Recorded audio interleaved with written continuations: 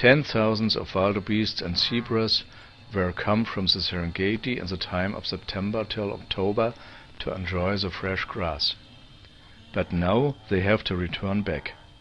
The areas are full grazed, and in the near Serengeti it has rained too. They cross the savannah. On their way to the south line they were hid by an invisible hand. The biggest animal hike of the world and one of the most impressive spectacles of nature take its course.